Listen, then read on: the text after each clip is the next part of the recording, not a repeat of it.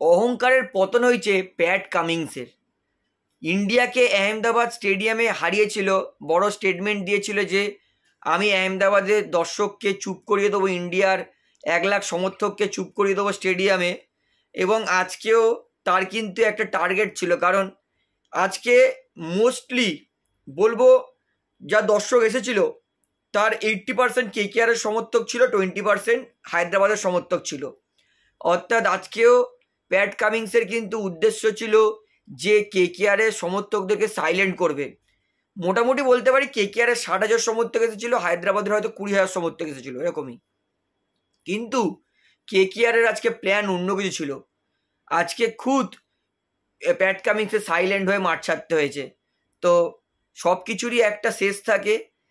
বলবো হায়দ্রাবাদ দলের একটা অহংকার ছিল যে আমরা এত রান করবো, এবং সত্যি কথা বলতে আমার বন্ধুরাও কি বলবো খুবই খারাপ লাগে যখন কলকাতায় থেকে তারা কলকাতা টিমকে অপমান করে।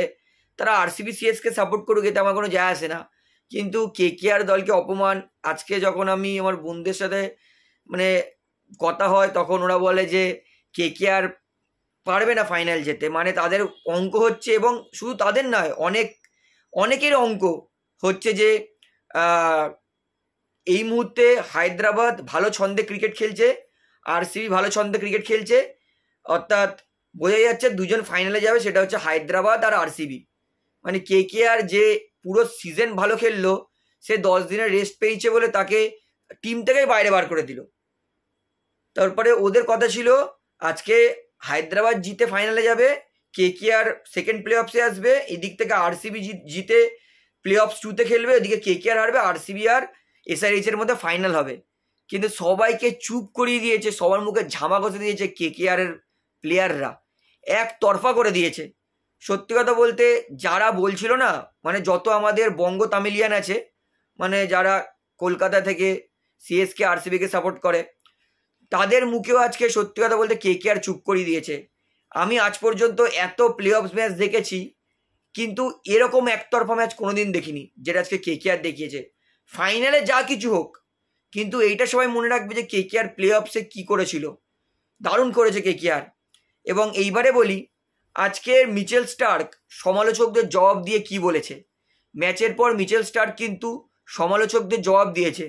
মিচেল স্টার্ক যখন জিজ্ঞেস করেছে যে আজকে তোমার পারফরমেন্স নিয়ে কি বলবে, এই সিজন তোমার পারফরমেন্স নিয়ে অনেক ক্রিটিসাইজ হয়েছে, স্টার্ক বলেছে সমালোচকদের কথায় আমি কর্ণপাত করি না, যে যা বলছে বলুক, আমি জানি আমার পোটেনশিয়াল কি।